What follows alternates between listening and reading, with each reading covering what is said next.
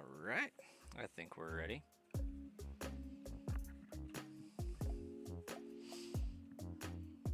At least as ready as we will be. One of my kids keeps screaming my name, but I can't isolate which one it is.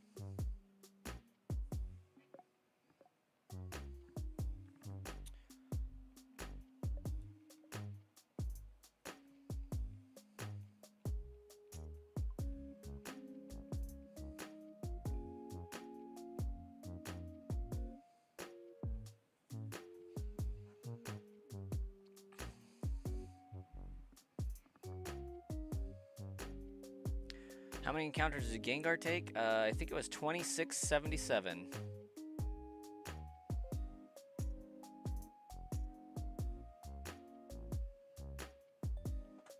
Sylvia, welcome.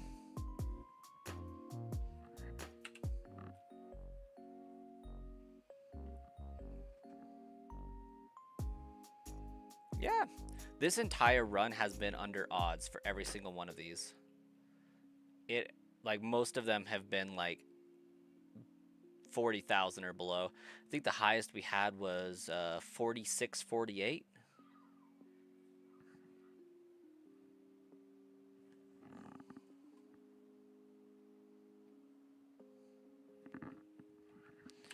Very lucky run so far.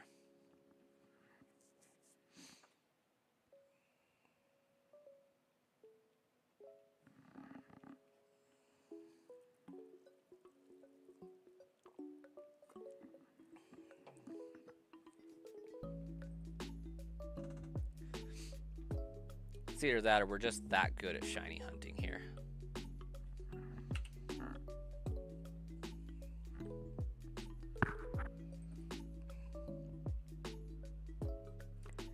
Maybe it's that we're not shiny hunting, we're shiny finding.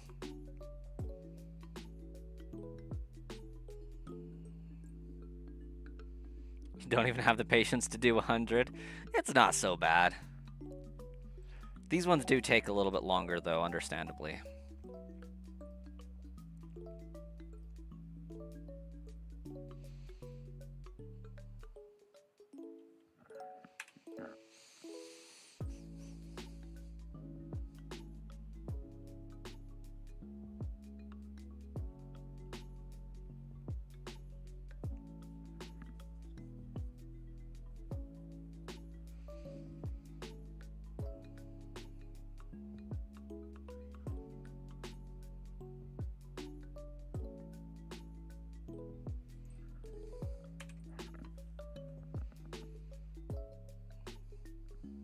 It's really not so bad as long as I do it while I'm streaming, because then I have people to talk to and converse with, and it actually goes by really fast.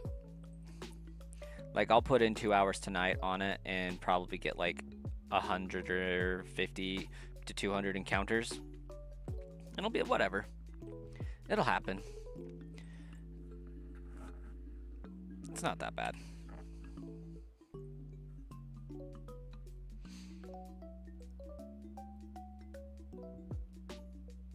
Hey, thanks. It kind of goes with my headset here. Got a good old Gengar Razor headset. Pretty sick.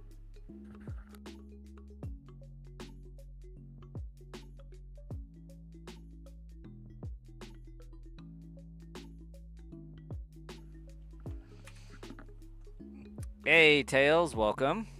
You got some news. Hopefully it's good news.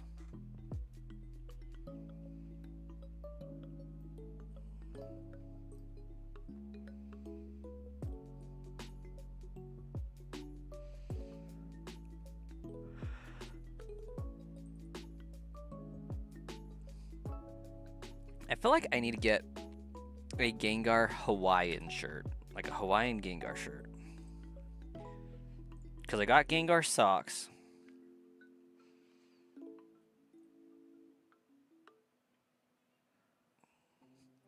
You got your first voice acting gig. That was with the one place, right? The people that do the circus deal? Hey, Andre, welcome.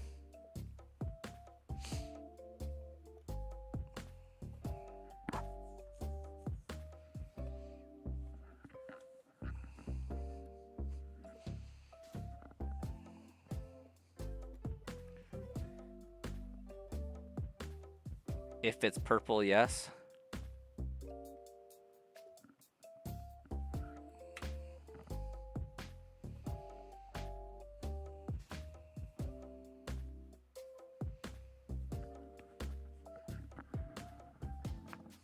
Oh, that felt great.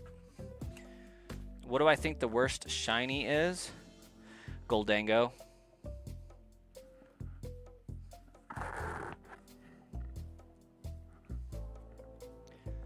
No excuse for it to just be a belt buckle.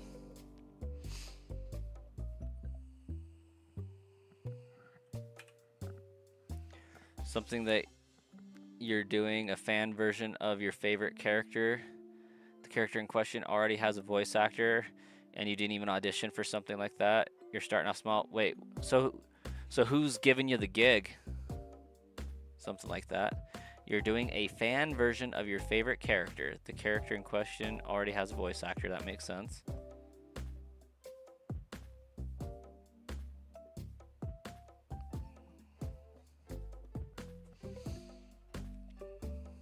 So is this more of like another YouTuber has asked you to be a voice actor, or is this like a personal project?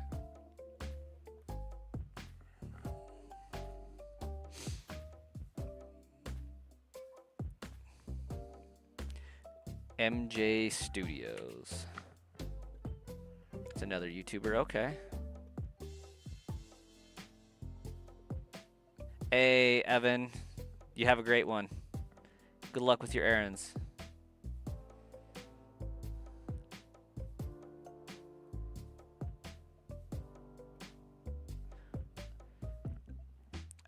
I'm going to say that that is Evangeline de Guitos. But I probably slaughtered the pronunciation of that.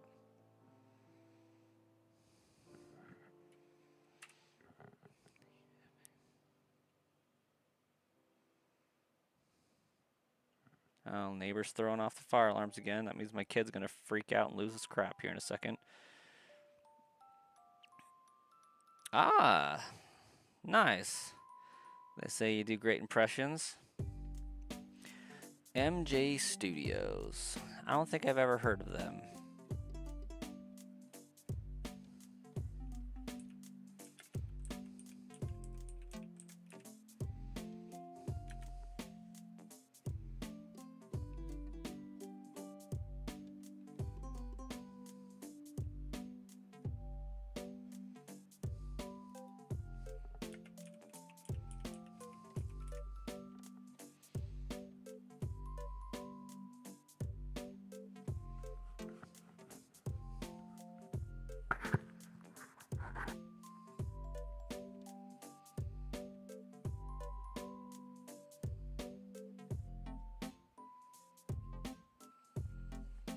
I think I found him.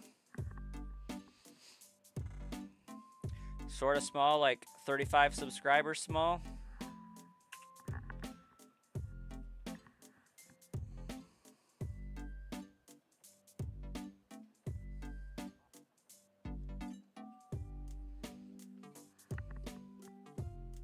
He has over 10K. I definitely found the wrong MJ Studios then.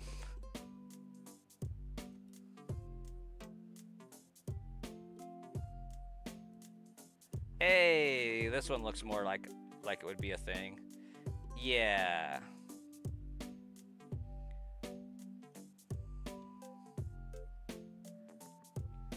That makes more sense. Yeah.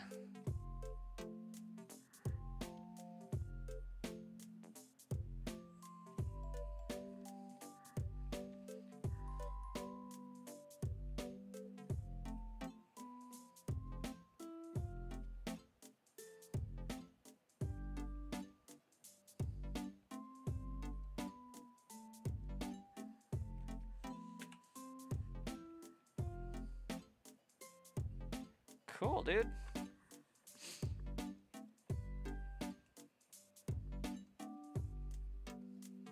He'll be working with you on your second video. Nice. That'll be fun.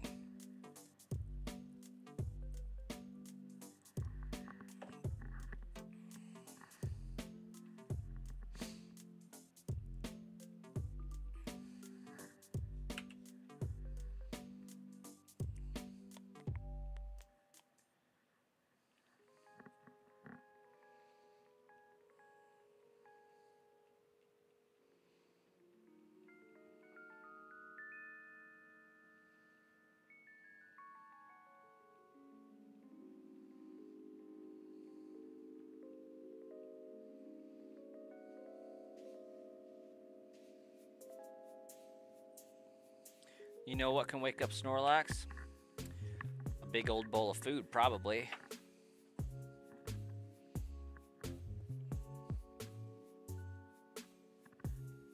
Perhaps a semi-truck would also do the trick.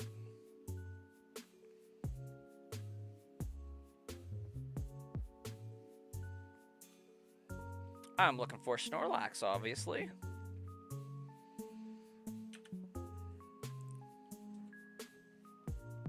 Xylon, welcome. I did shave. I did today. Samantha, welcome.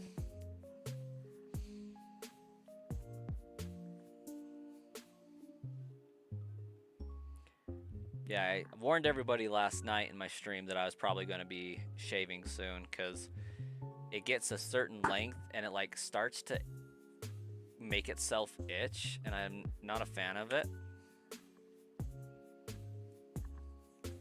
So it had to go.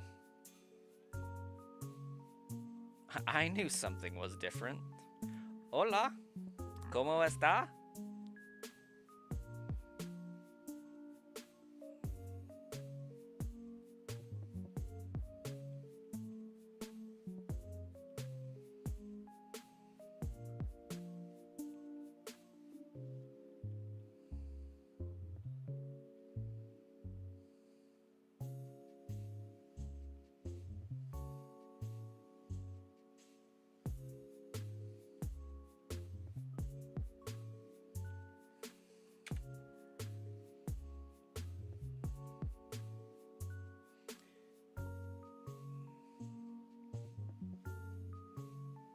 Bien, bien.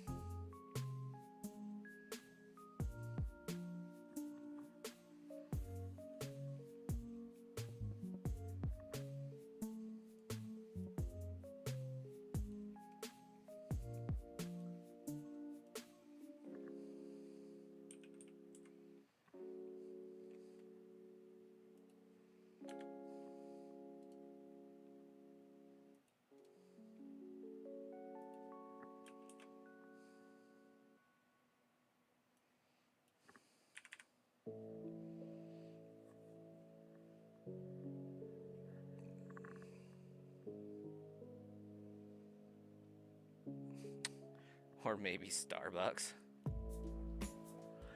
Get this Snorlax some coffee. Could work, could work.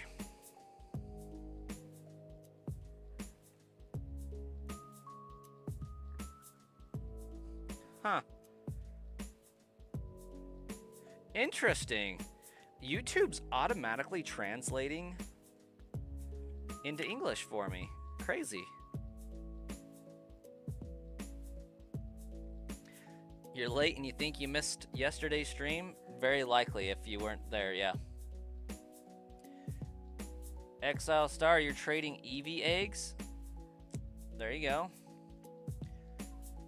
Hey Ty, welcome.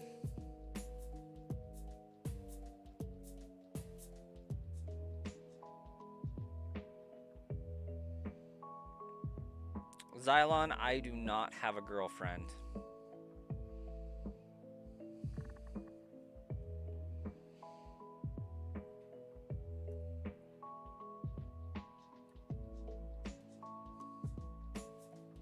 What do you mean I have sus live streams?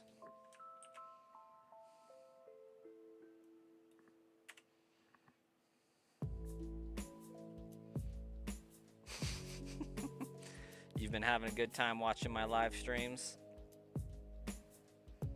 Good, good. Snorlax is your favorite Pokemon? Heck yeah. A sub for me hunting it? I'll take it.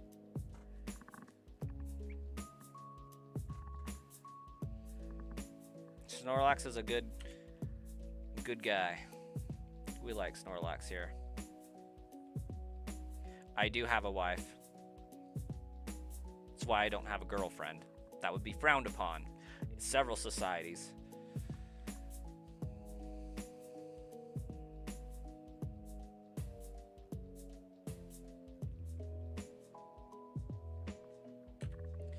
Hey, Cappy. Welcome. You'll have to keep using your Sprigatito. I agree.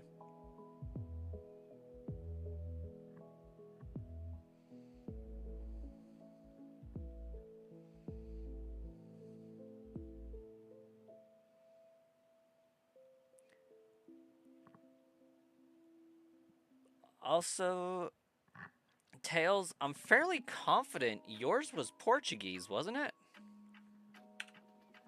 Your comment?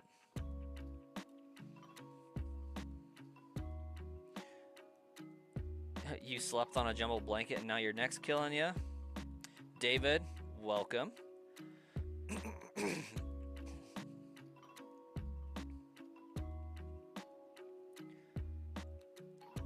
Spanish or improper Spanish?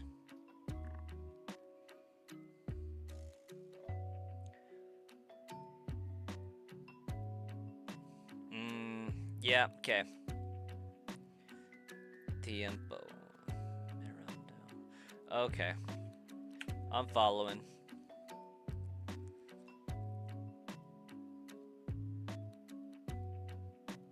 Unlikely, but one of your Eevee could be shiny. Could be.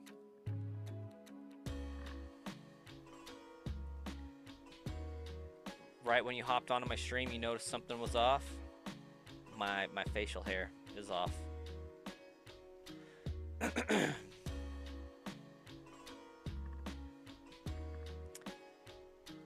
I'm not quite sure what a sus live stream would be, but I'm pretty sure we've done it before.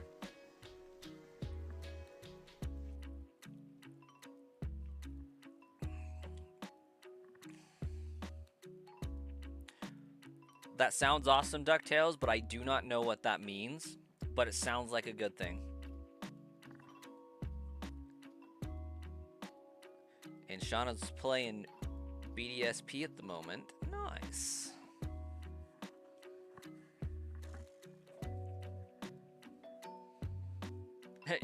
You've seen Susser? Yes. We have definitely all stumbled upon that one stream.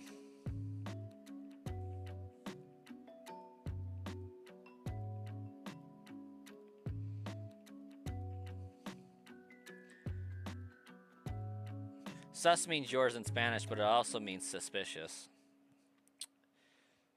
Don't be suspicious, don't be suspicious. You know, in slang terms and whatnot.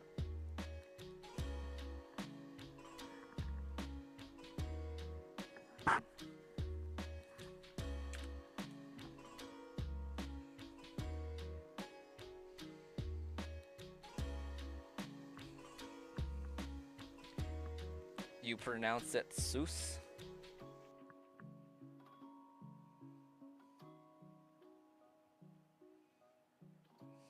Like Jesus.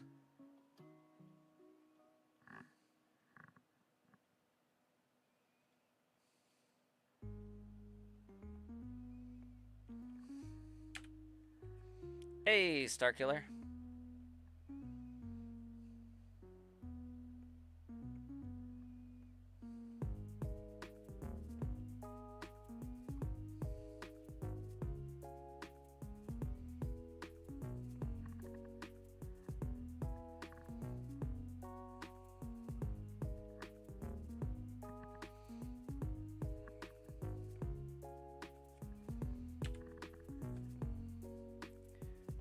Alright. I'll be back. Maybe.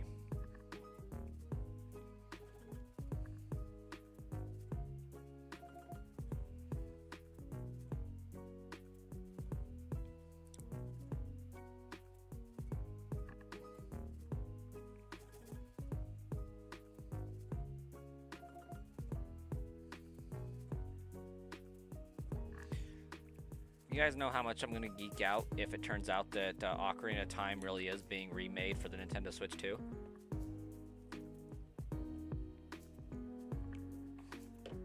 If only because I know that if they remake Ocarina of Time, Majora's Mask is going to be shortly behind it. Forever and for always. Because they always use the same engine. They always use the same assets, so like you are literally less than a year at this day and age away from having a second game sellable if you just make the first.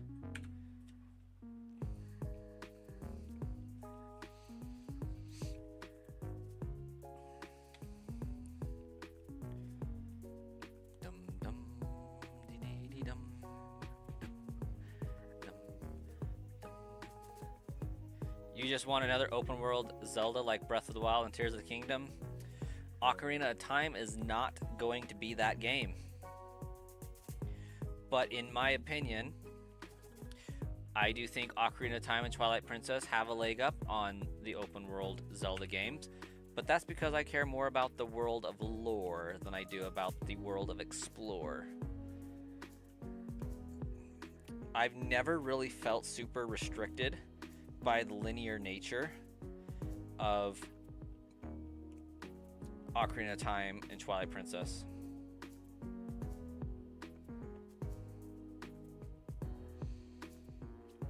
Found out that you're not a big Zelda games fan after going back and trying their older games. Fair.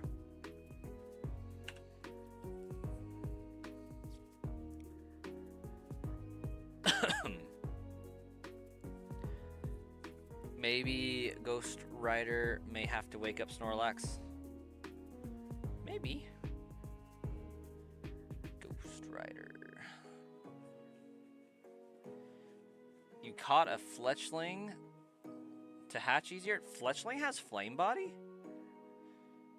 Huh. The more you know.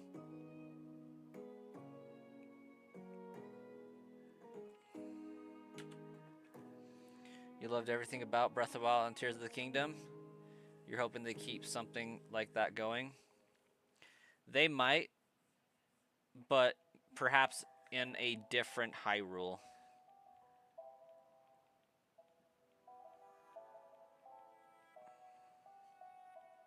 Is it bad that it's nearly impossible for your hands to stay steady? I think that's same for like a lot of people.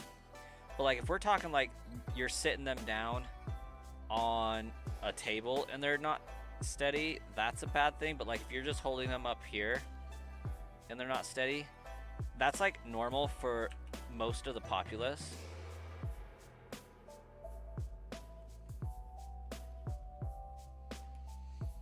Listen, Starkiller, I just need them to make Breath of the Wild and Tears of the Kingdom make sense. Breath of the Wild was okay. But once they added Tears of the Kingdom in there, it broke so much stuff for me, and I need it fixed.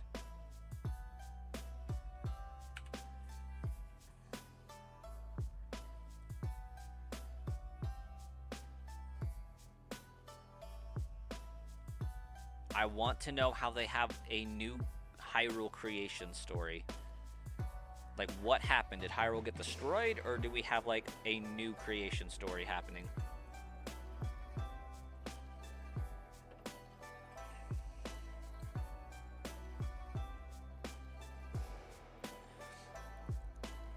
You would imagine they are their own story and not a part of the older lore. But the problem with that is it references every single other Zelda game in some way. That's the problem. If it didn't reference those, we'd be okay. But like somehow, Princess Zelda there is acutely aware of the hero of time, the hero of winds, the hero of twilight, and the hero of the sky.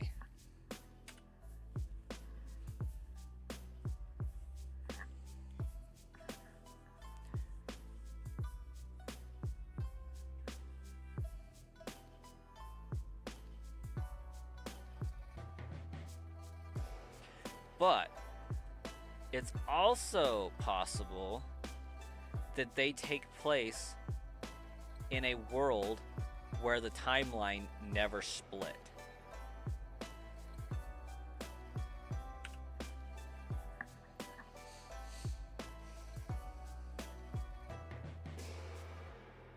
Oh yeah. So if you isolate Breath of the Wild and Tears of the Kingdom, the story absolutely makes sense. I don't have any problems with that.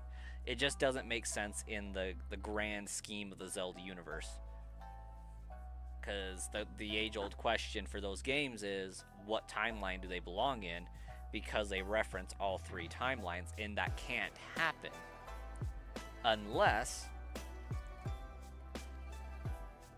we're in the other timeline of Skyward Sword. Because Skyward Sword actually creates two as well that's not commonly talked about.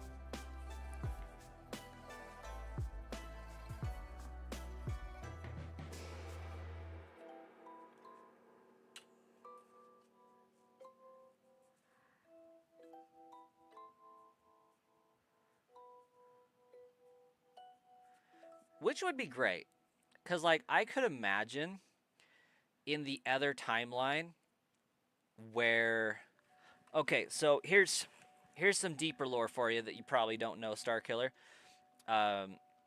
We do know that Ocarina of Time created three timelines. Hero is defeated, hero is successful adult timeline, hero is successful child timeline, right? It's all because of time travel. But Skyward Sword, a few, like 10 years later, does the creation story for the entire Zelda series. In it, you have Demise. He jumps up out of the earth somehow, wreaks havoc.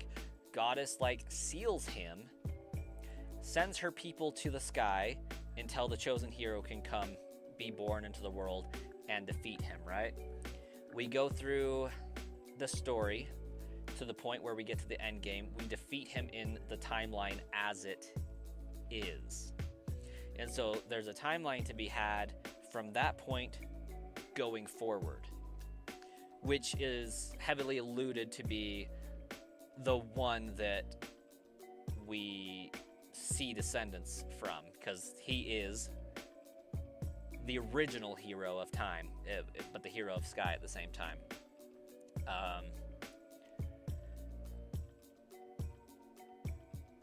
After you defeat him, his minion gets pissed, goes back in time, and tries to use Zelda to revive him, almost succeeds. And then you slay him in that timeline. So you slay him in the past, so that when you go back through the door of time, none of the events for your era should have been able to happen because he was already destroyed in the past. Like, absorbed into the Master Sword, non-existent, destroyed. So you return back into your timeline where you did all of your events to save the day because he was just barely defeated in that timeline. But in the other timeline that gets split, you have a timeline where he's just plain gone. Still have the curse, all that fun stuff. But the goddess can bring her people down to the earth a lot sooner. And the earth there can be inhabited, or the Hyrule there can be inhabited. I think that would be the different creation story. Because you still have the Master Sword. Because while it is created in the present moment, I think it gets left back in the back in time part. But I could be mistaken on that one. But there is still the possibility for a Master Sword to be created in that timeline. So, it could be that those follow the... And that's what most people have been like, that's probably more of where it belongs. And somehow in that timeline, you have events that are able to be referenced. Because anything in the Downfall Hero timeline could happen at any time. Because the Fallen Hero isn't exactly referenced like that. But Wind Waker could still happen. You could still have a hero of winds without a great flood. You could still have a hero of twilight.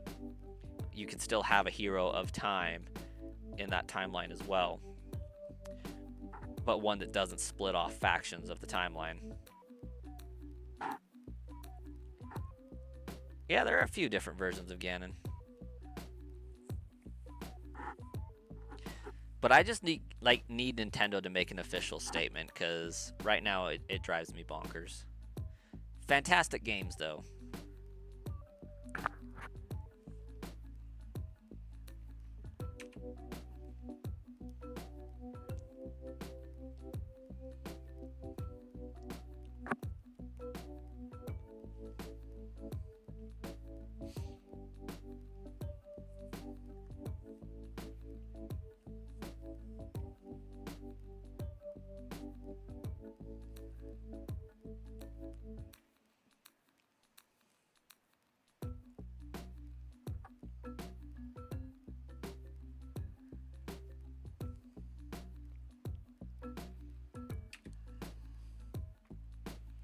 You sunk many hours into Tears of the Kingdom? Same.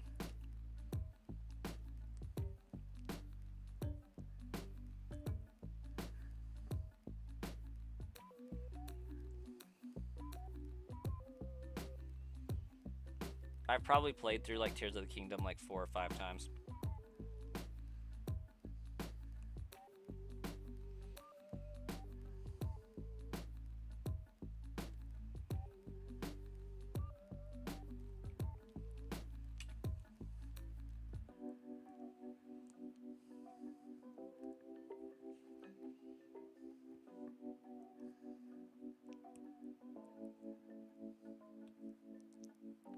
You still play through it when you're bored.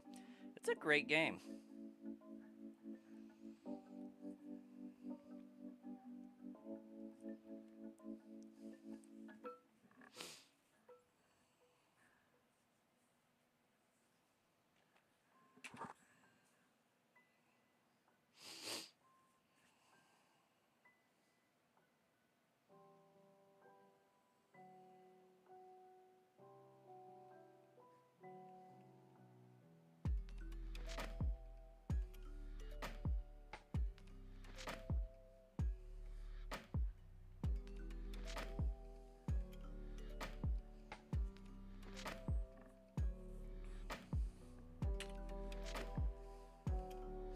You want to 100% it now that they have the app available to help find items?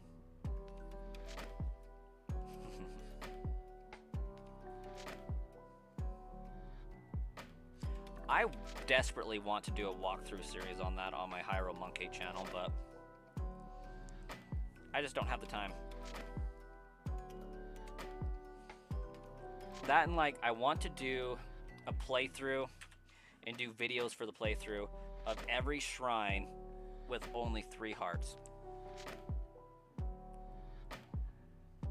Like every shrine, every boss, 3 hearts only.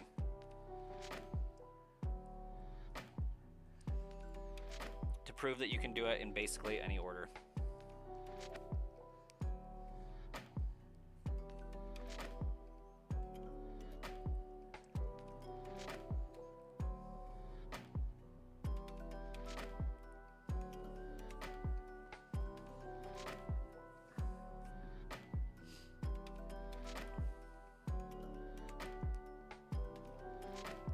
Some of the shrines drove you insane.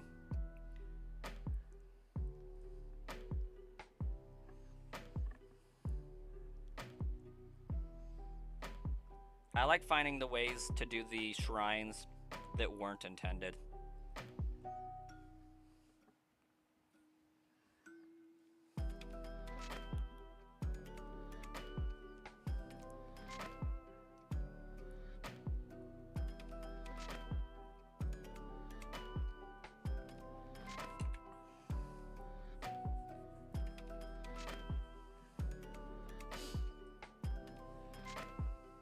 Not as insane as the stupid Bulbasaur hunt.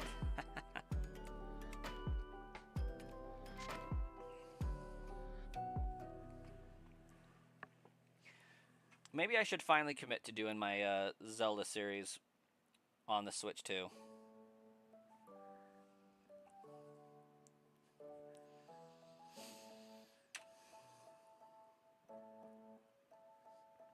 You're just collecting Pokemon, just the decks?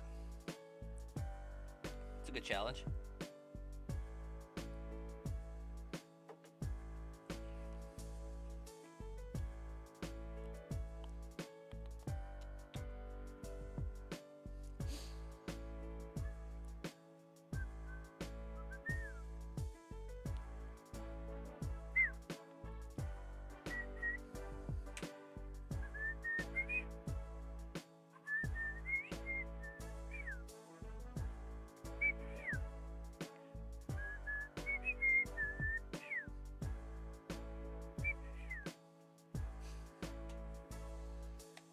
Ed, Nettie.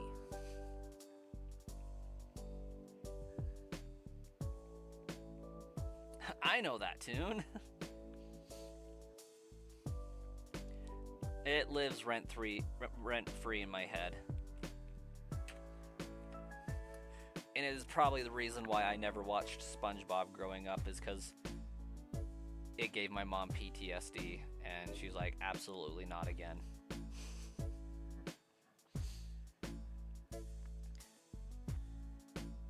Jawbreakers, Eddie!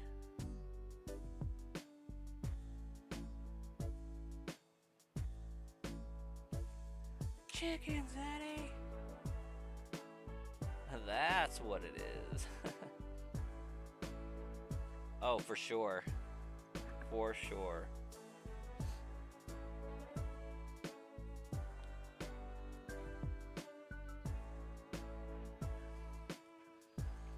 Ooh, reminding me.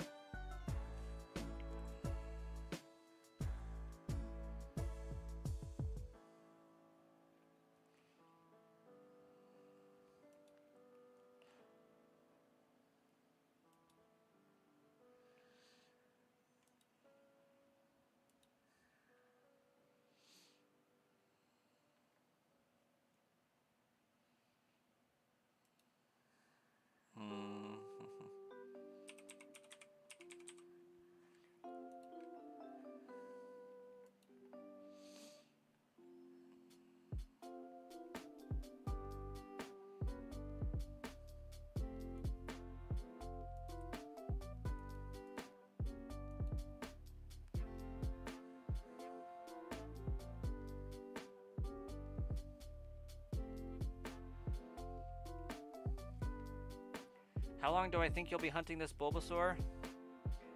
At least until 36,000 encounters.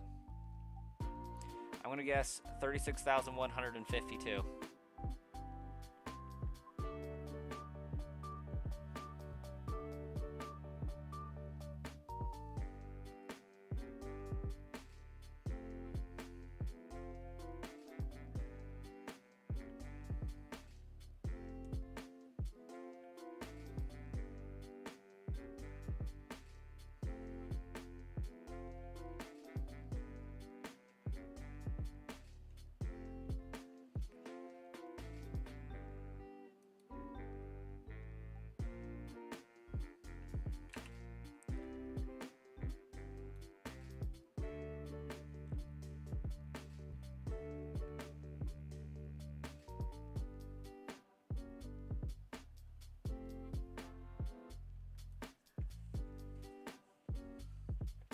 How many encounters is 60 hours of resets?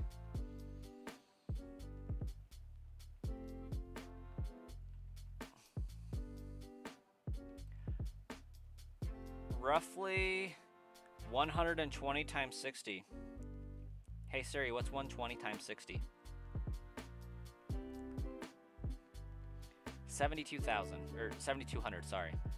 And we'll go like 7,400 because you're doing them slightly faster than 2 a minute.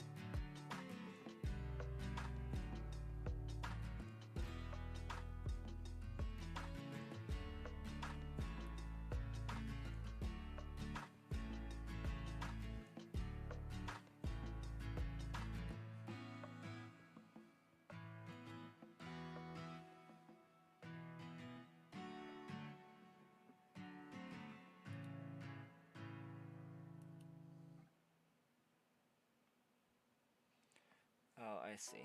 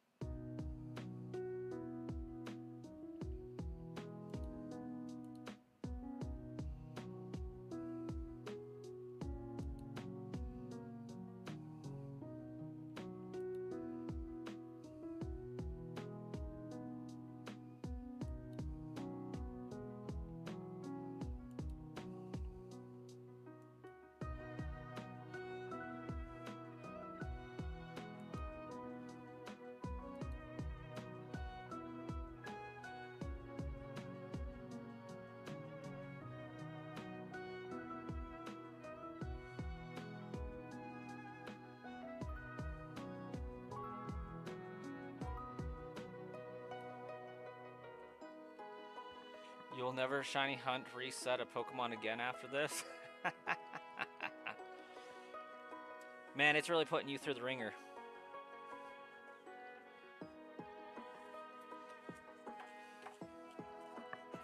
Sorry, I'm registering my child in T-ball.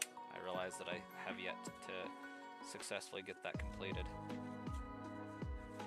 I also realized that my wife has my card. Well, that ain't gonna work.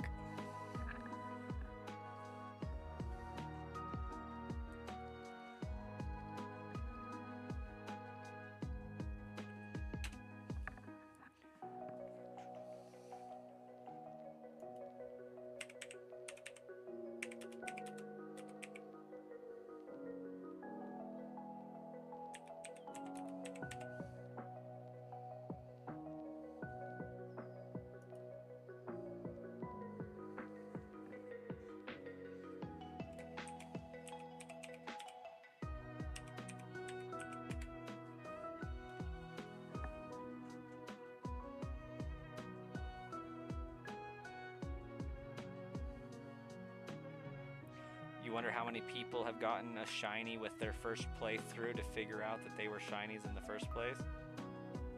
Sign my kid up for hockey instead? I don't think that that's going to be a thing.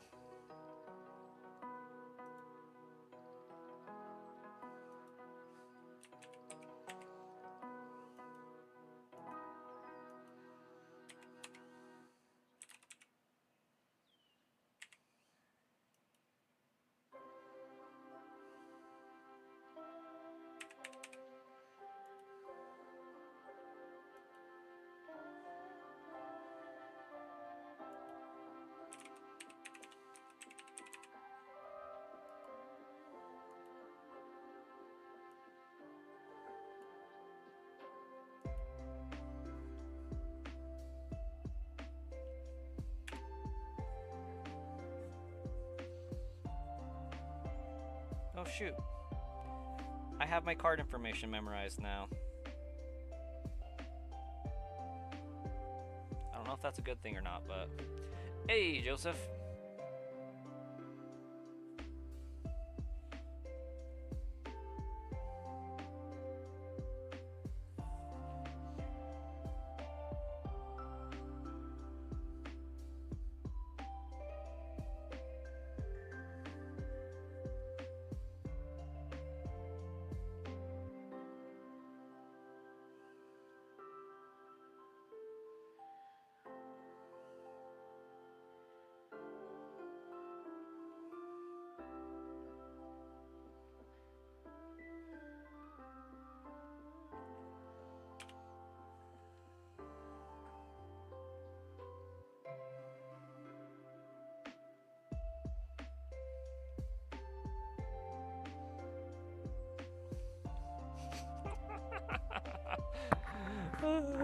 Okay, Starkiller.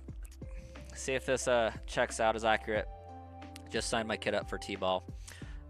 Here's the release waiver and assumption of risk. I, the undersigned, am fully aware and understand the potential risk involved with my or my child's participation in this physical activities.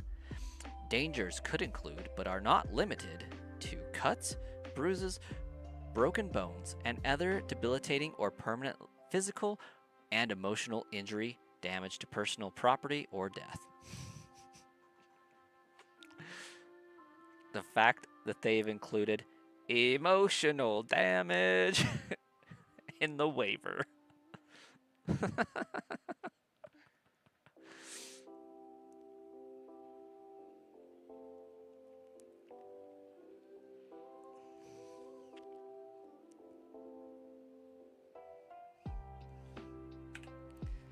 They are really covering all their bases. They're covering their bases harder than they will in the game.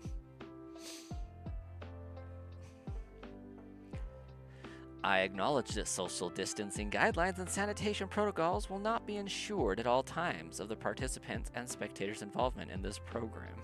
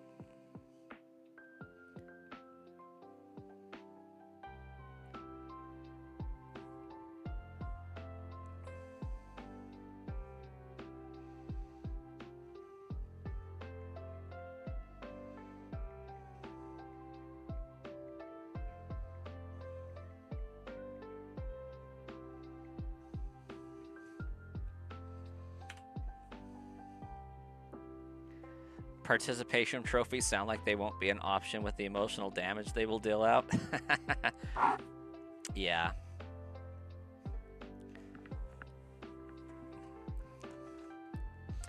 I feel like the only participation trophies that kids should get is bruises.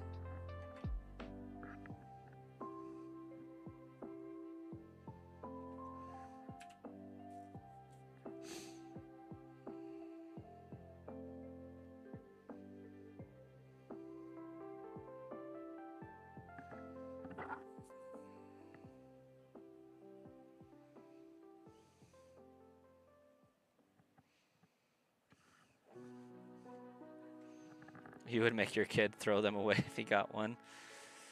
If they got one, yeah. It's like, sorry, bud, you didn't win.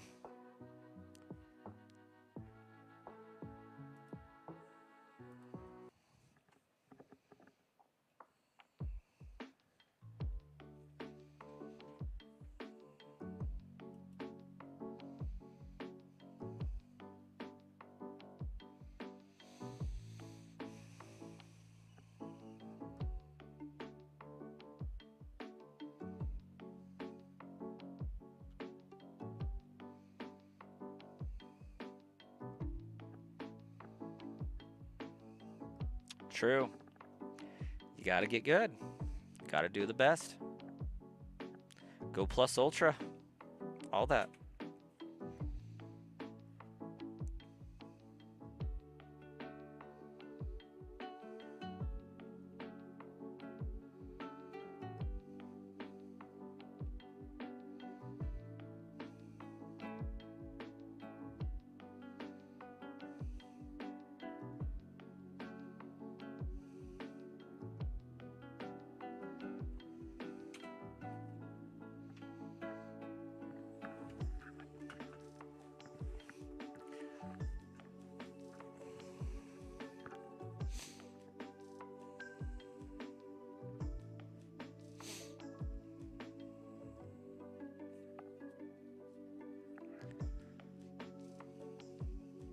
You think you're almost done with Resident Evil 9?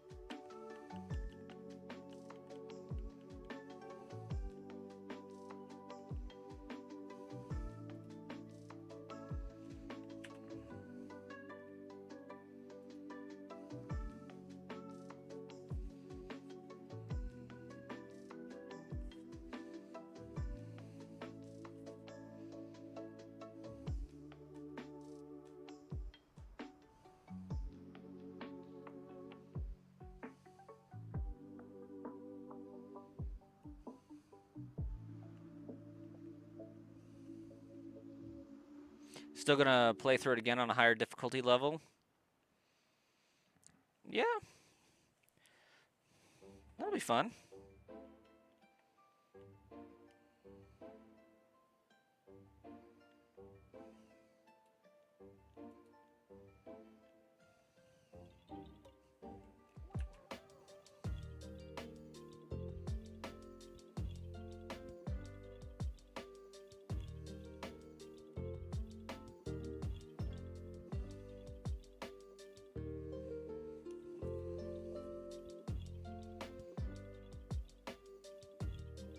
Apparently it's only going to be like a month long.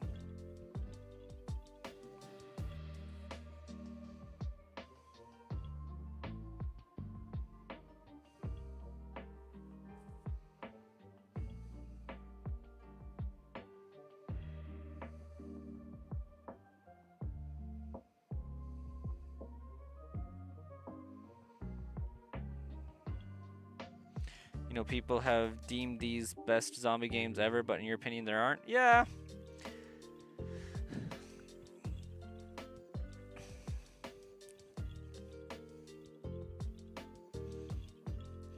I think they probably have the best stories to them and best puzzles. Resident Evil's an interesting one. But yeah, I definitely wouldn't say best zombie game ever.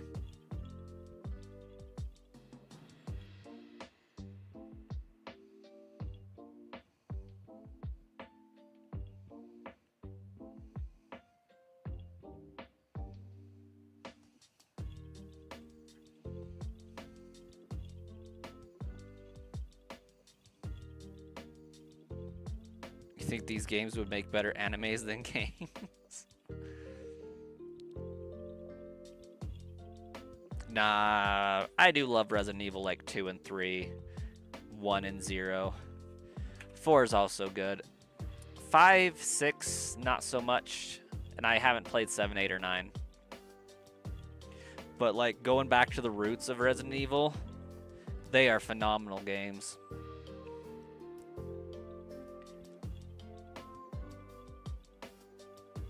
Just the way it makes you think, solve puzzles, manage resources and all that. It's crazy. I'm just gonna snap a screenshot of that.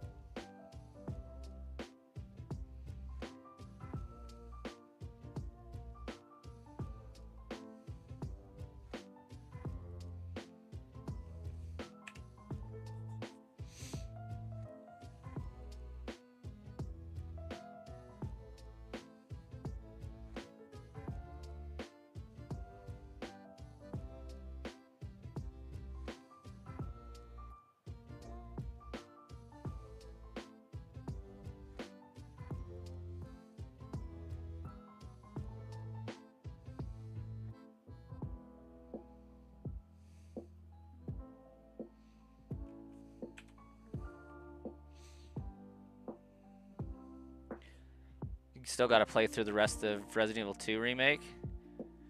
You're at the part where you meet Claire at the back of the police station. I feel like that's not even halfway through.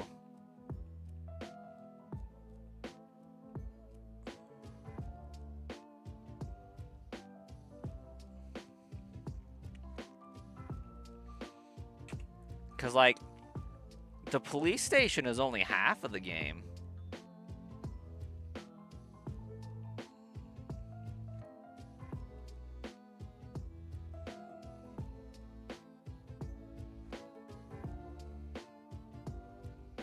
You're trying to unlock Picnic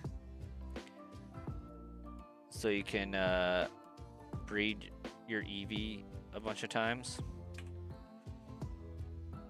Or bathe them. Bathe them.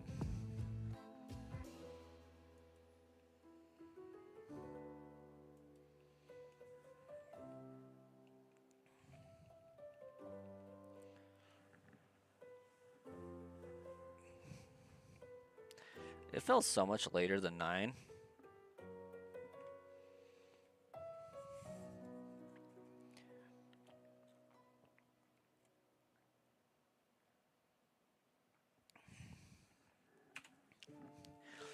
Oh yeah, Starkiller, you got a long way to go. Because there's like a training facility after the police station and like another place after the training facility or something. I feel like.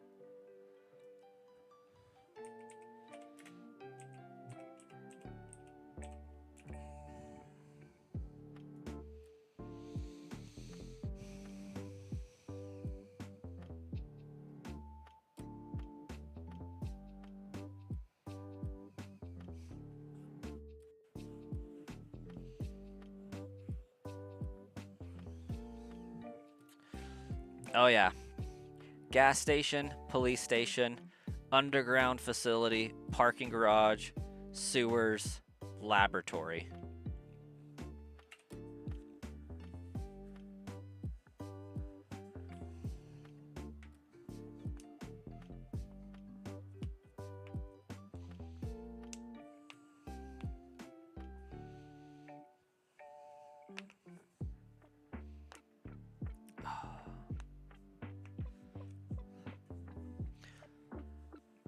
Oh, not to mention Claire's side, which has an orphanage in it too somehow.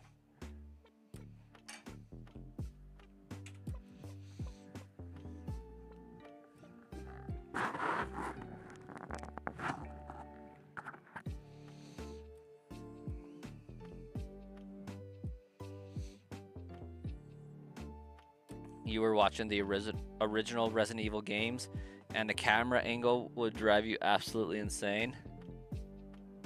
It's part of the scare element to it. Yeah. You hear them coming around the corner, but you can't see them, and your camera angle sucks, so they like latch onto your face while you're trying to figure it out. It's great. But the fact that Resident Evil 2 like fixes that a little bit makes it better.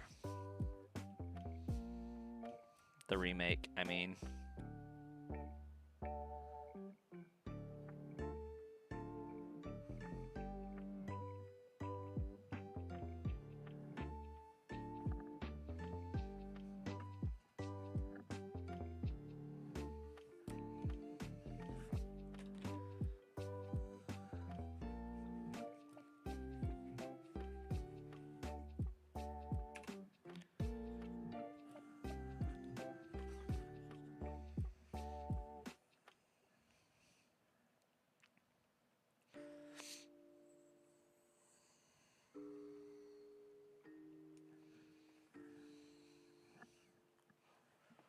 You were playing with your headset on and you wish the sounds were more accurate because the sound is never where it sounds like it's coming from.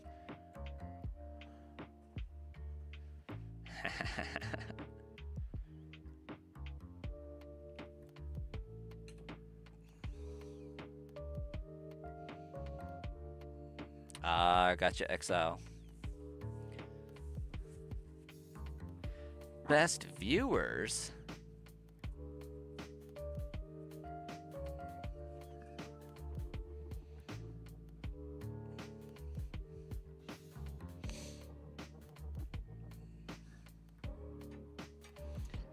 I'm noticing a distinct lack of dino today, Starkiller. Must be the mod badge.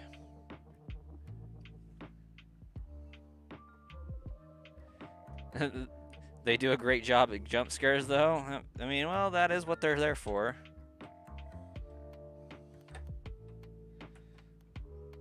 And freaking impossible battles with Wesker. That's what those early games are known for. Ah, so it is true. What? You working with Wesker?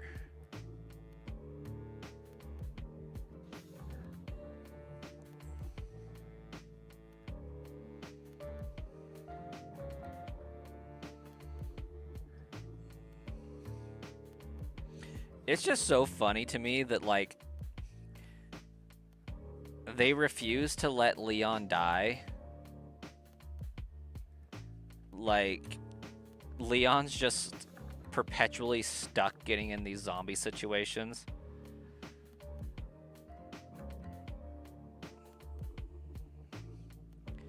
I mean, Claire technically, or not Claire, Jill technically did die.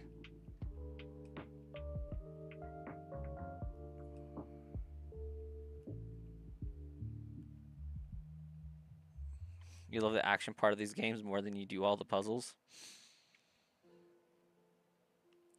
Resident Evil 2's got some really great crafted puzzles, though.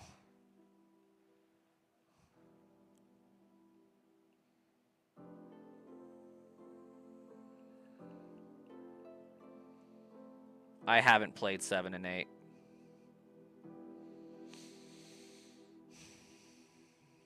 I didn't know that 7 and 8 followed the main people.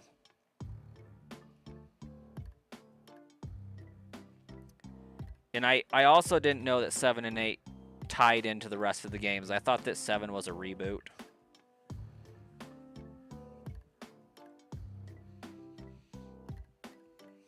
That's why I was surprised to see Resident Evil 9 bring Leon in.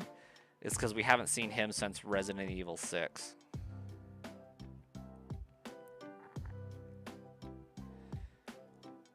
And like Chris was Resident Evil 5 again. And freaking Sheva. Resident Evil 5 pissed me off so much I didn't even want to play 6. So yeah, I haven't played anything after 5. Just because Resident Evil 5 was so disappointing.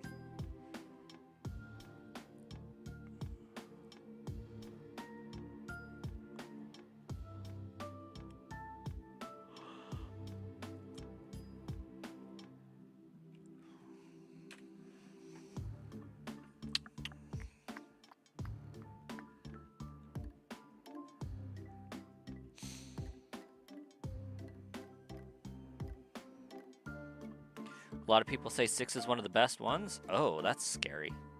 I mean, Leon is in it, so like, I could see that.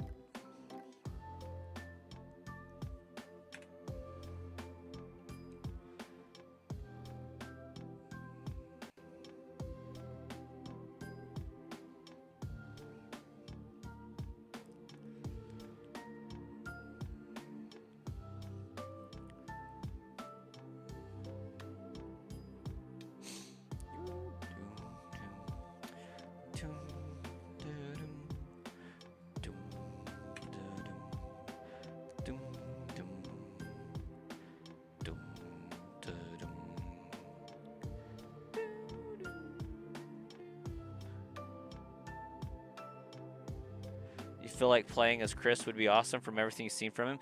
Yes, you're not wrong about that. However, the forced co-op play nature of it is extremely annoying. I lost and had to start over more times in that game than any other game. Sheva is more useless than Ashley from Resident Evil 4. And what I mean by that is, in Resident Evil 4, whenever you're with Ashley, your job is to keep her alive. She doesn't fight, she just gets carried off. Your job is to stop that from happening. Sheva tries to fight with you, but gets in places where she runs out of ammo. You have to worry about healing her up, and she just gets killed all the time.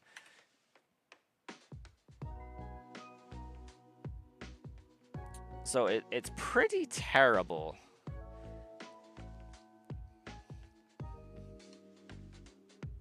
And like, don't get me wrong, Resident Evil 0 had a feature where you would swap back and forth between, I think it was Claire. No, it was Rebecca and Billy. And you had to manage your resources accordingly. But like, you never really, and they do fight at the same time, but the auto fight seemed to be a lot better at that point.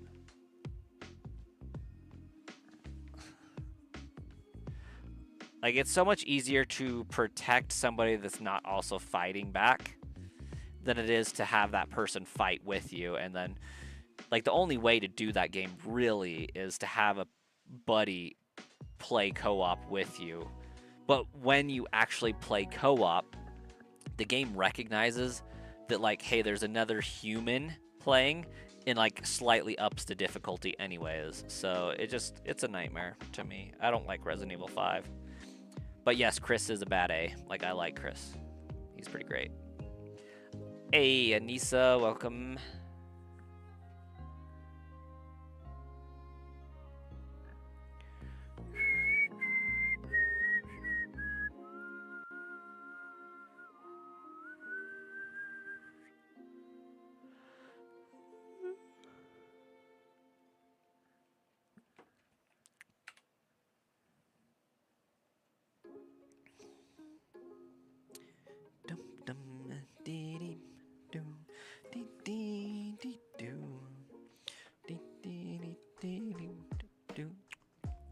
Hey, there's Dino. We were throwing shade at you earlier.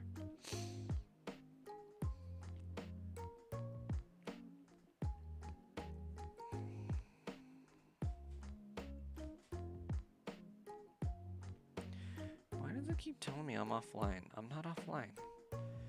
I've been streaming this entire time. I'm live. Dum dum. Dee dee dee dee dee dee dee dum.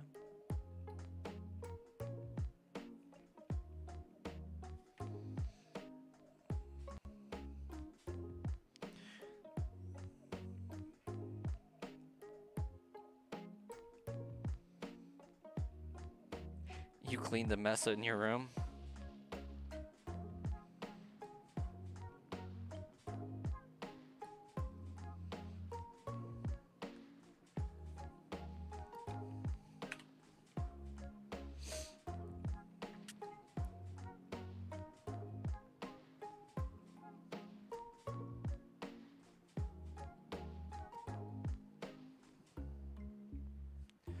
It's almost like it keeps cutting out.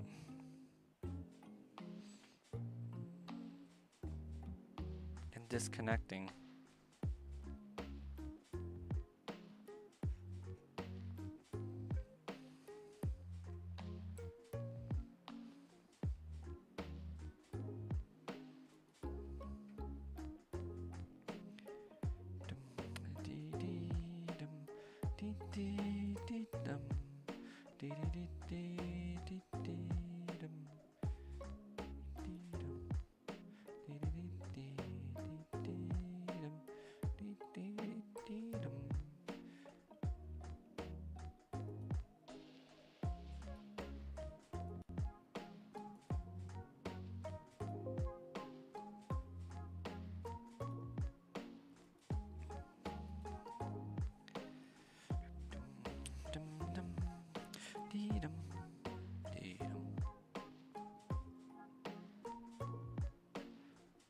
What is what black and white bit?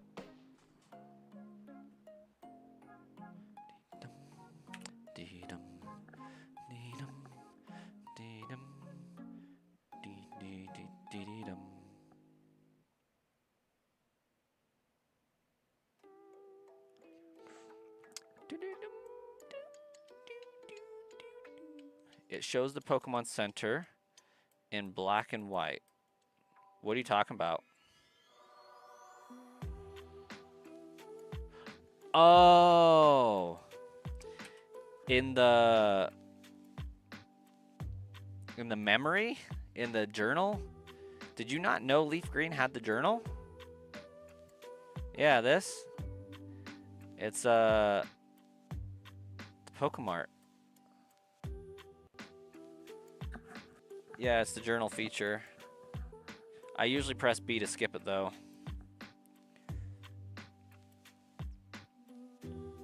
That was me trading Pokemon with my Fire Red copy.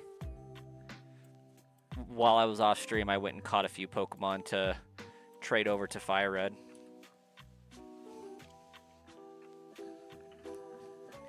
Alls I know is I got like 45 minutes. I need some chocolate milk, so I'm gonna go get some because I'm a child. I'll be right back. Meanwhile, Cherry gets an encounter.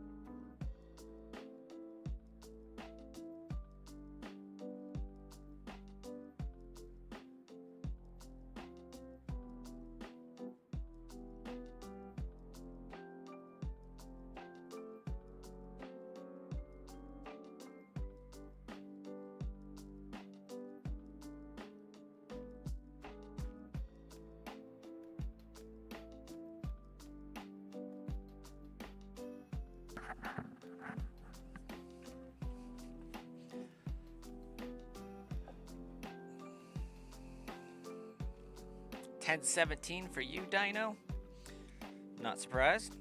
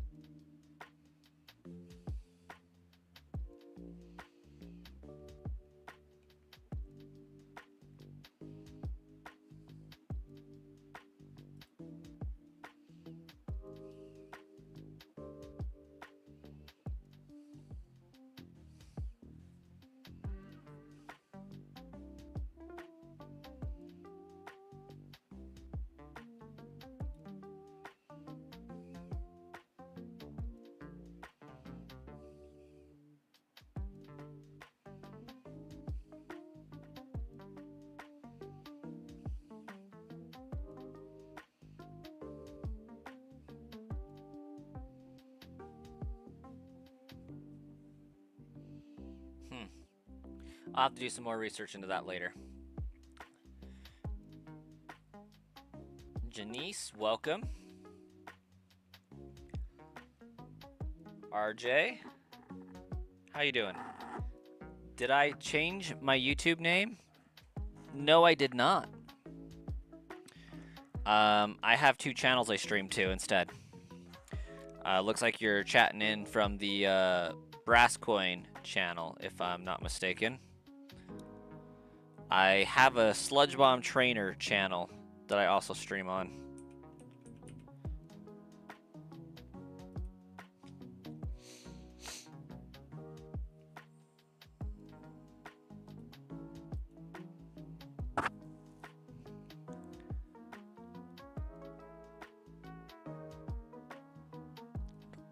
When you shake your phone, my headrest shakes a lot. Huh. Interesting. Well, no, RJ, you're on the main Sludge Bomb channel. You're on the horizontal stream. I see you now. I see you.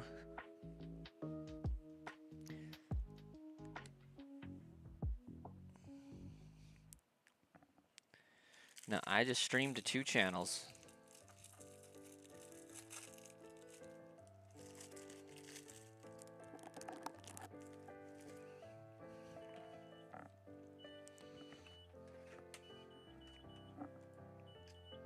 Well, that's annoying.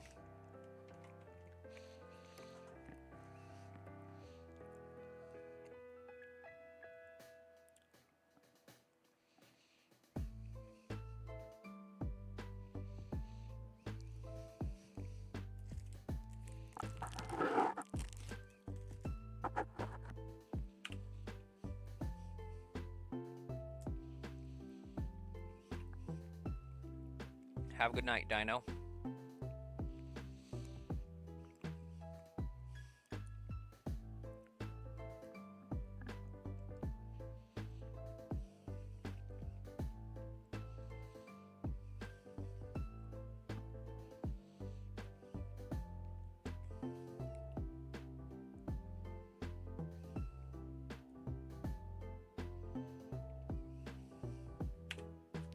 I love how you're on the channel that you're not mod on.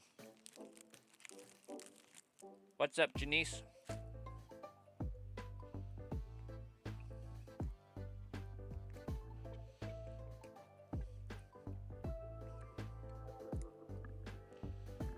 Or Janice?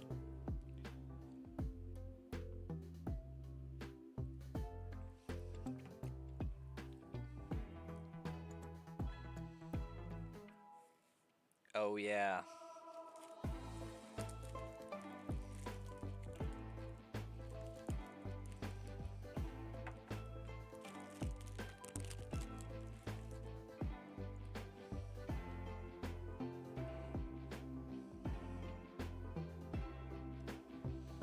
Absolutely not. Snorlax still sleeping in this gen? Heck yeah, he is.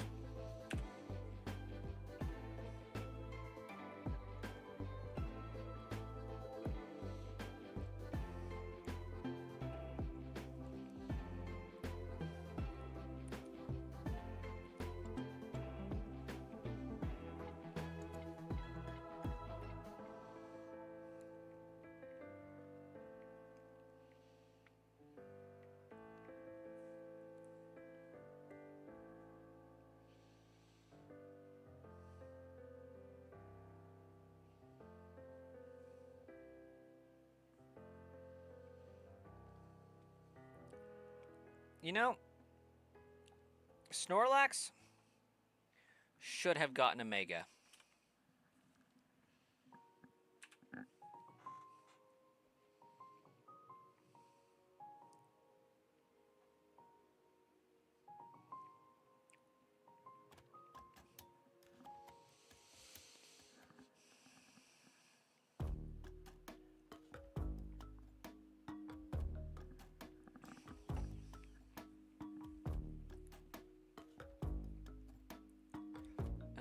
Mega Snorlax is gonna be hard.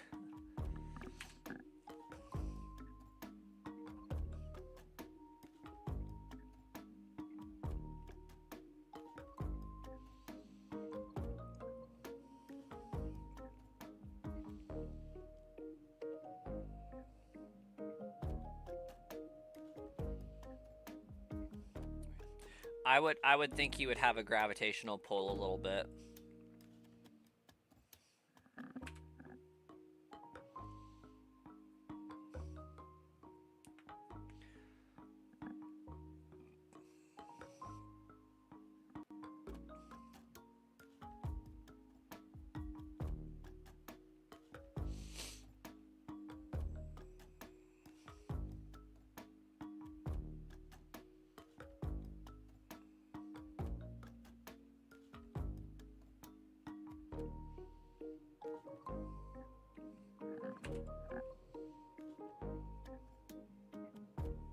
Negatory Dino.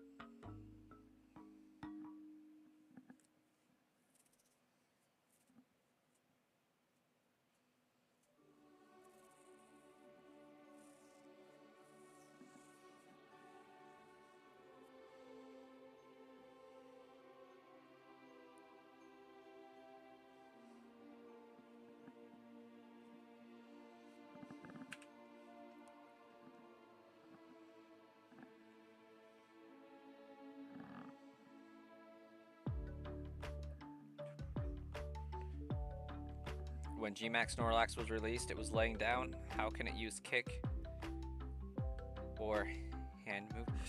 Valid question.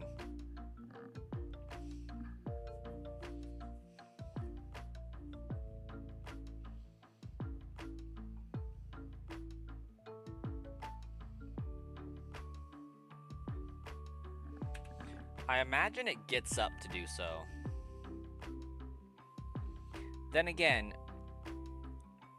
babies do like to kick, and they can kick pretty hard laying down. So I imagine a big beefy Snorlax could kick pretty hard laying down. I just don't fathom how it hits anybody.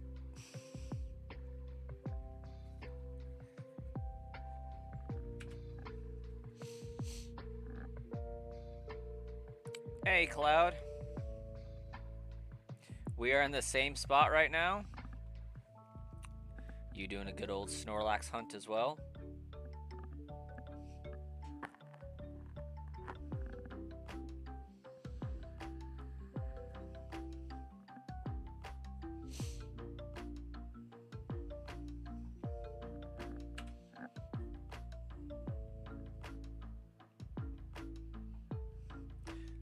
Likaranma, welcome.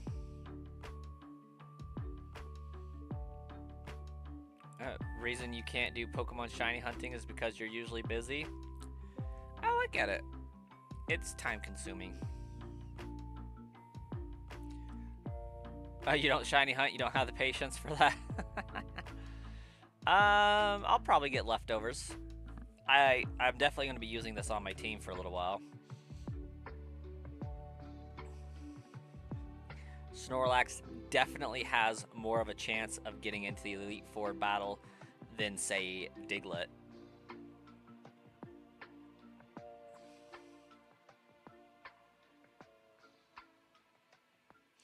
I haven't been playing any champions at all. Not the biggest PvP fan ever. The like goal? What about the like goal?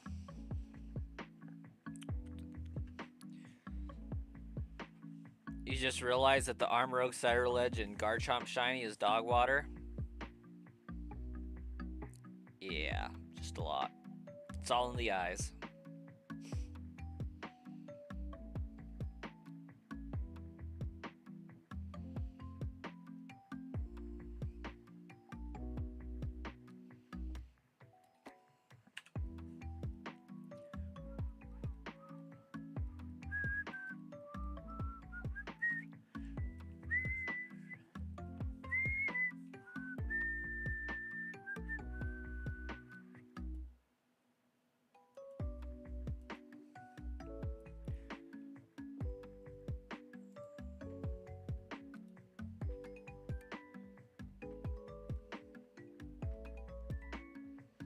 What do I do if the shiny I caught have the wrong ability or wrong nature? I deal with it like a human.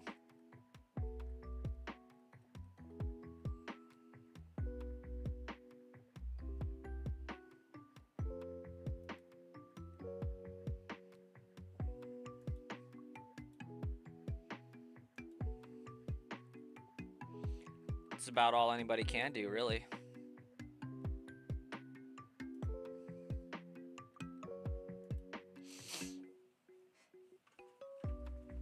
I do not care about nature or ability in the slightest for Gen 3.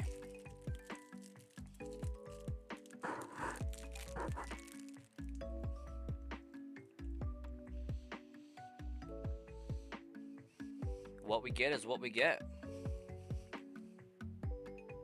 For example, I really didn't want a shiny Pharaoh, but here we are. Spearow shined, so we took it and said, it is good. Let's move on.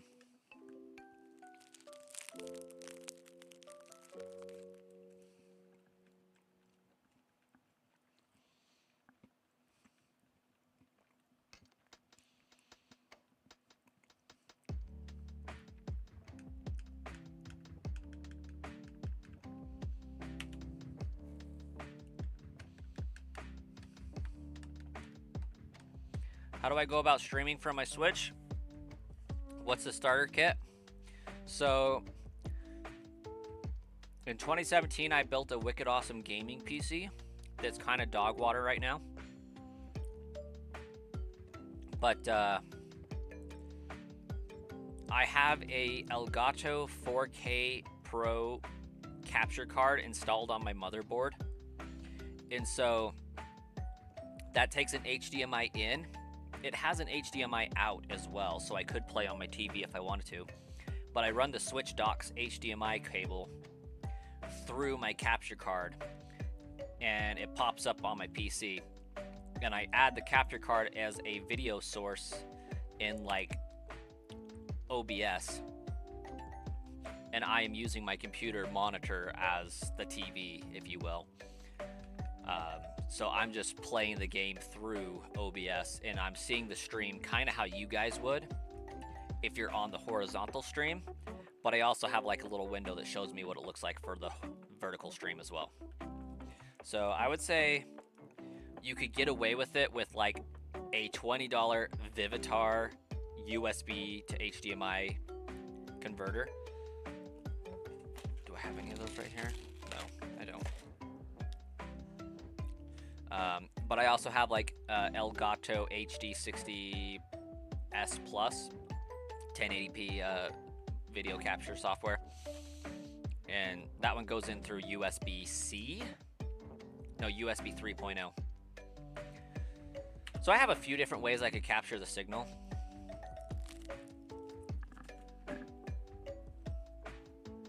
But you could do it for $20.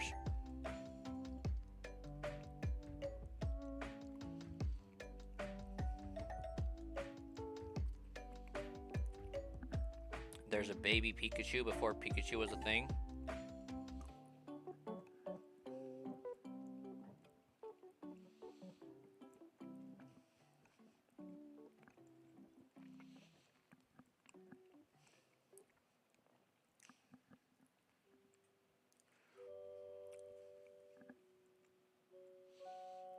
I could believe that would happen.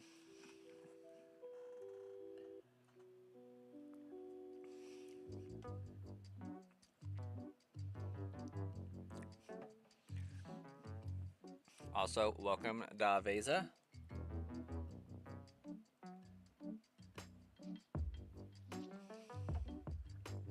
Maybe it's just a runt. Give the little guy a break. I'll go grab my capture card here. Give me a sec.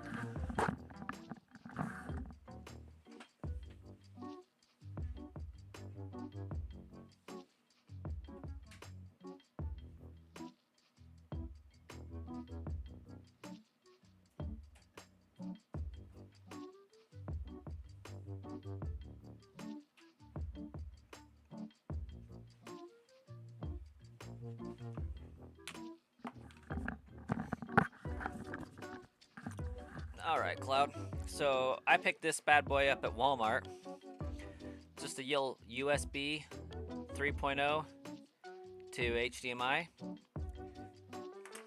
Captures the video no problem.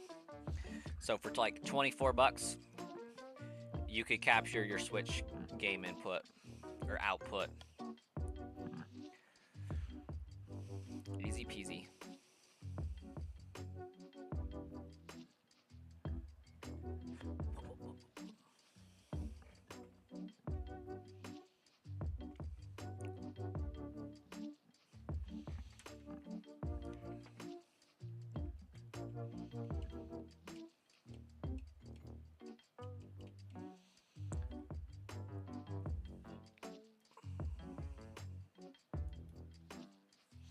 What's the worst shiny you can get?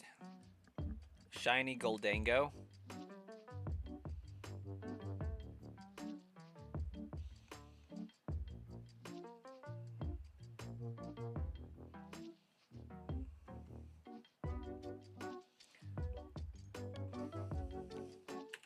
I would also throw out Regice.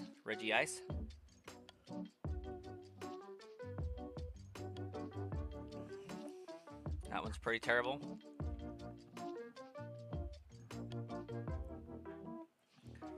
post Gen 6 Gengar is pretty bad.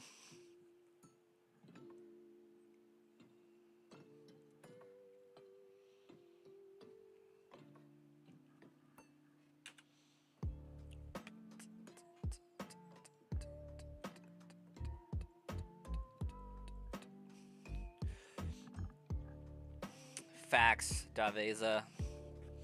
Shiny Dragonite is booty cheeks, but shiny Dratini and Dragonair is peak. They look beautiful. We might actually get to do a shiny Dratini hunt here in this run. I'm debating it. I don't think I can get behind doing it in the Safari Zone, but I can get some more coins and do it there. Hey, thanks, Guillermo.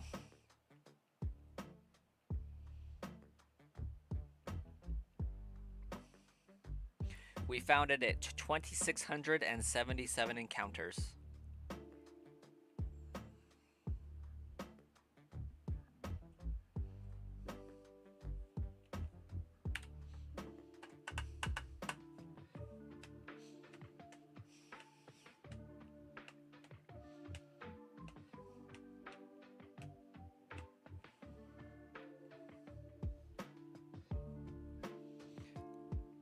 Yeah, it's real good. I like it. We're wondering when we're going to find this Snorlax, if it's going to continue to bless us with quick shinies, or if Snorlax is going to be the one that takes the turn for the forever shiny, like Starkiller's Bulbasaur.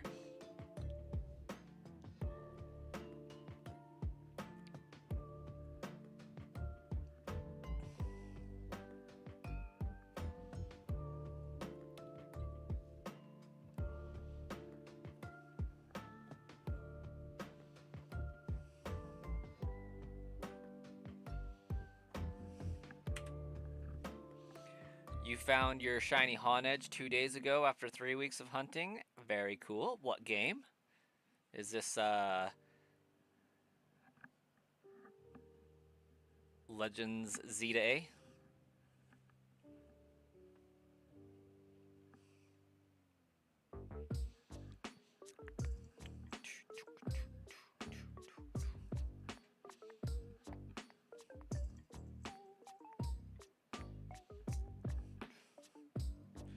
Legends Z A. Not bad. Surprised it took that long, but that's actually still decent. Is that Shiny Charm enabled or full odds for that game?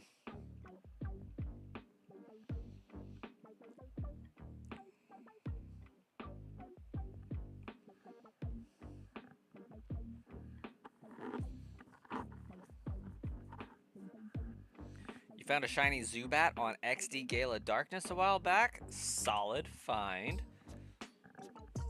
That's your coolest shiny context-wise? Oh yeah. You were looking for a Wooper? I think my coolest shiny is the bonus disc Jirachi Wishmaker. I think that one's always going to be my favorite shiny. Or at least, not my favorite shiny, but like the my favorite hunt that I finished. Maybe I should say my most impressive shiny.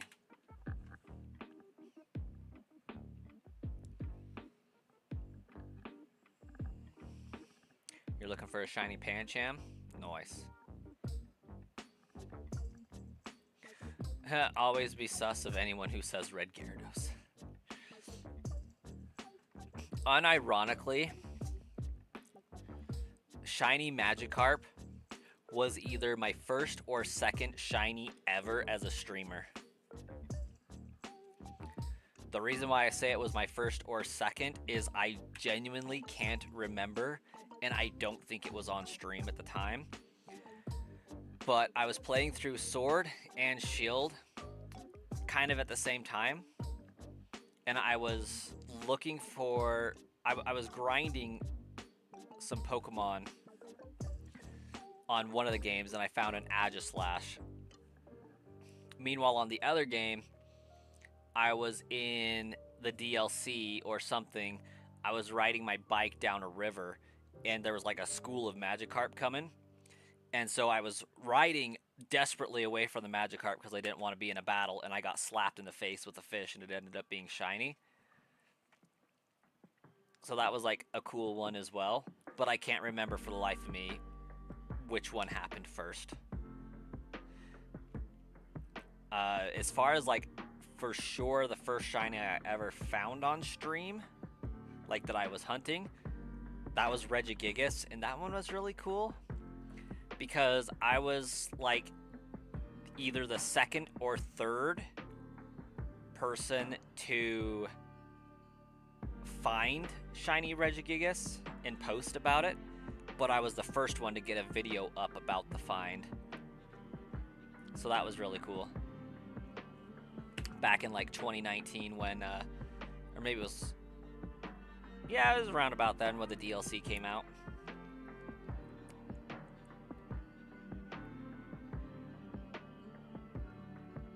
Your first official shiny was a Pokemon in Bellsprout on Gold? You did not understand what you were looking at? Yeah. I very likely encountered a shiny Weedle. Or shiny Caterpie. It was probably Caterpie in Generation 2.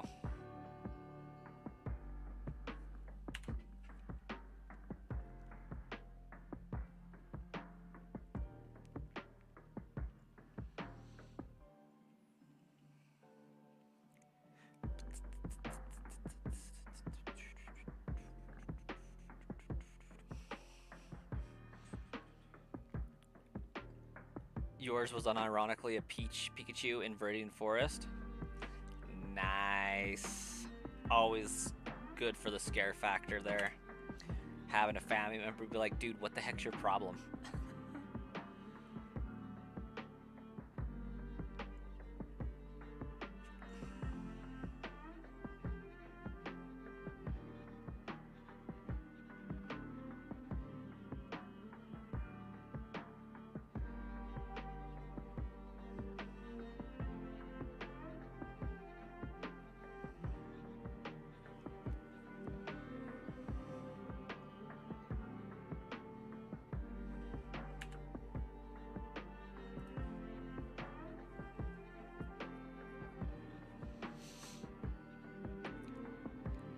At the rate we're currently going, though, we're going to be at 1,000 pretty quickly.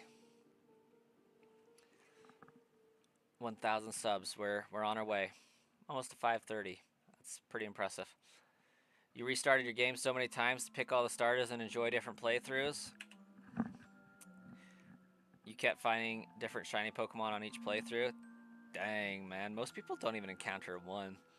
My favorite thing to do in Gen 2 was the Pokemon cloning glitch. And so I would do that to get all 3 starters in one save file with the same OT. So I would save before I get my starter, right? I would progress until the story, until the point where I could get Pokeballs and catch a second Pokemon. I would do the glitch to duplicate the Pokemon. So I would put it in the box, change boxes, but shut the system off and on mid-save, and then I would be back in front of Professor Elm, and I would have my Totodile or whatever. I think I usually chose Chikorita first, but I'd have my Chikorita, and then I would grab Cyndaquil, progress to the same point, put both of them in the box, save, and then kill the game halfway through the save, turn it on and have both of those Pokemon in my inventory, and then get Totodile so I could go through the game with all 3. Oh yeah, it's a fun one. I have not been able to replicate it on the 3DS Virtual Console because it saves so fast. but allegedly you can still do the glitch on the 3DS Virtual Console for the games. But yeah, you could clone Pokemon in Gen 1 and 2 with the PC glitch. It's because, like, the game registers that it's in your inventory, but then moves it during the save process. So if you glitch out the save, it thinks that it moved it, but it didn't, so it's still there. It's great. Name you 11 starter Pokemon. Don't pick the Pokemon in the same gen. If you pick Bulbasaur, don't pick the other 2 starters. That's not possible unless we're counting Eevee as a starter and Umbreon and Espeon as a starter. Are we counting those 2? Because if so, I would say Eevee, Espeon, Pikachu. But if we count Pikachu, then we can't count Bulbasaur, so maybe well, technically that would be Gen 3, Gen 8.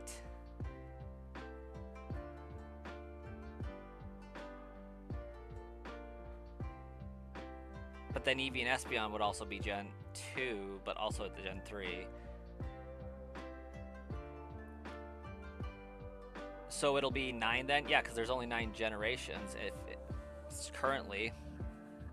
So then we gotta go with Charmander, Totodile, Mudkip, Chimchar, Oshawott, Froakie, Litten, Scorbunny, Sprigatito,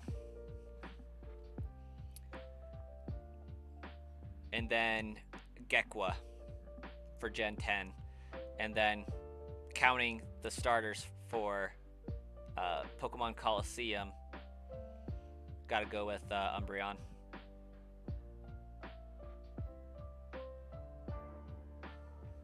And then go with Pikachu for the Let's Go series.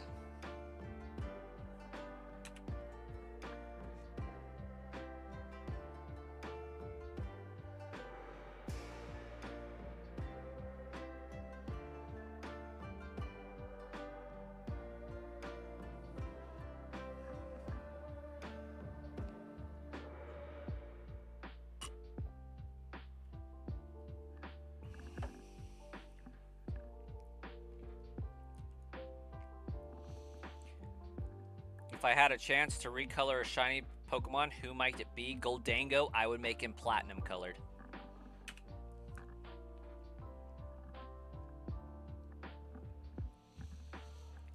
I would also make Swampert purple.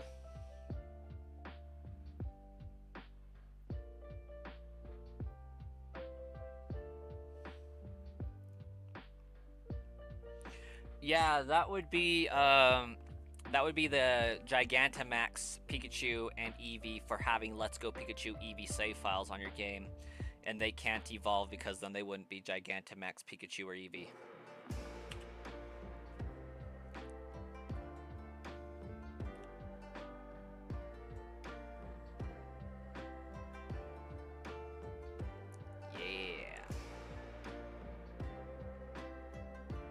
Yeah, I would greatly like to make a shiny Goldango actually be platinum instead of gold.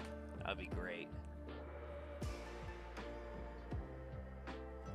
Like, make it white gold insteed of just gold. Or rose gold. A rose gold Goldango? Come on now. That would be sick. You would make Ursaring Crimson? Solid. Respect that.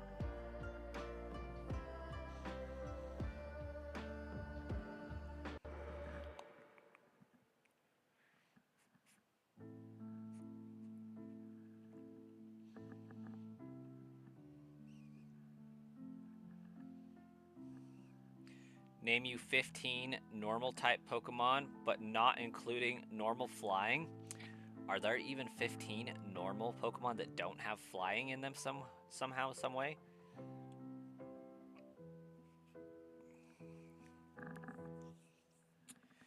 Rattata. Meowth. Chansey. Clefairy. Jigglypuff.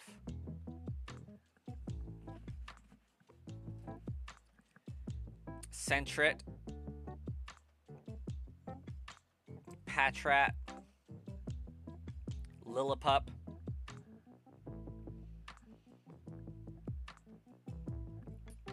Poochyena. Zigzagoon.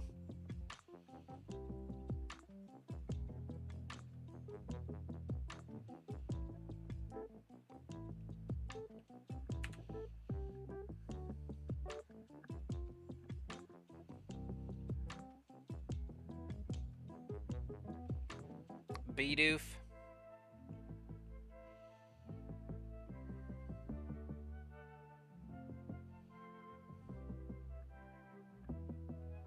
Squovit.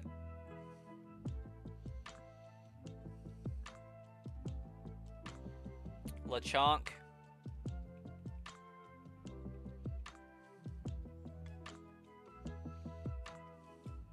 Miltank.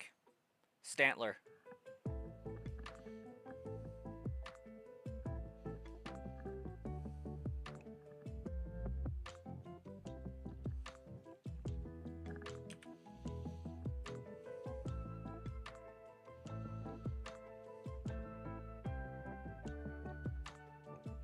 And just in case I missed one somehow, Apom.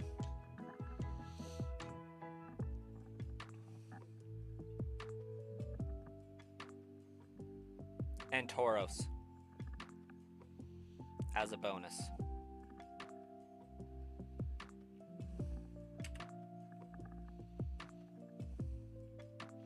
And Teddiursa.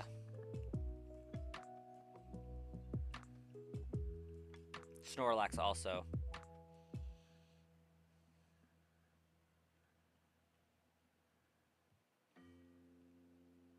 Slaking, of course.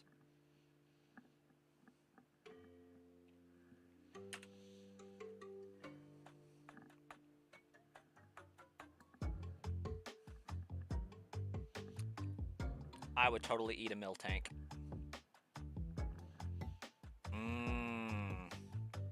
Burger. Also, somebody unsubscribed in the middle of my awesome, like, hey, we got almost 530 subscribers. So rude.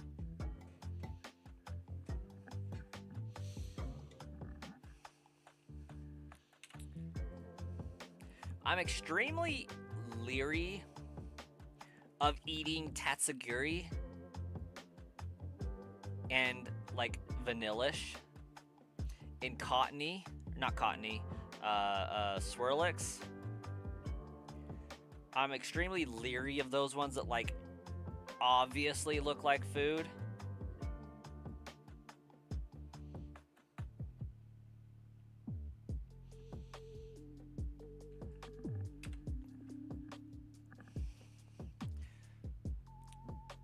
But they do eat Pokemon in the Pokemon world. I just don't know what Pokemon they eat.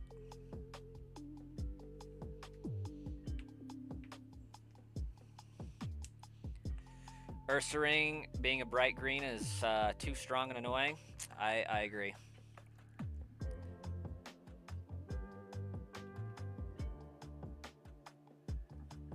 Like, why is it even green?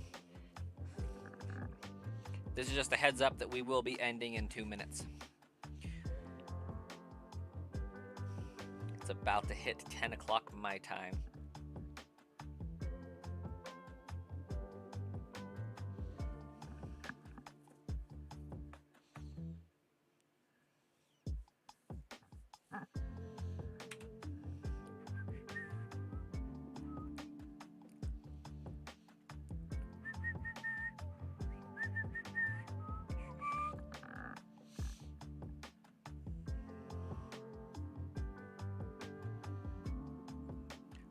Slowpoke and Magikarp get eaten for sure.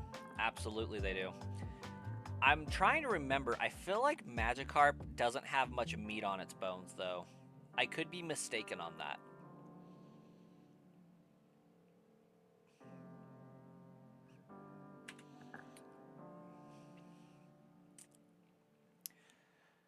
Guillermo, I got questions.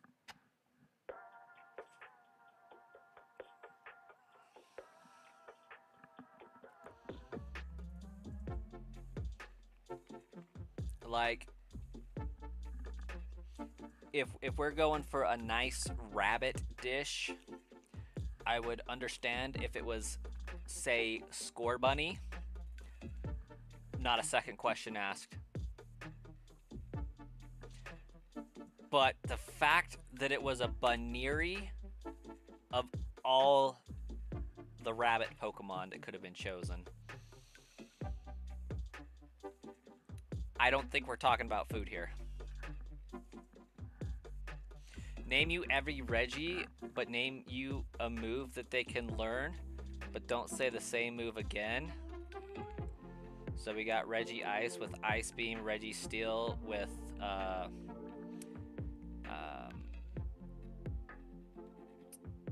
Iron Defense.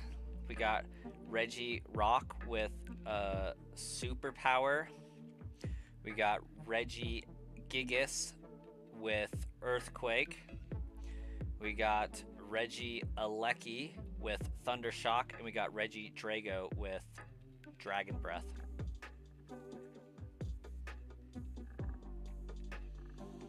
And that is going to bring us to the last encounter.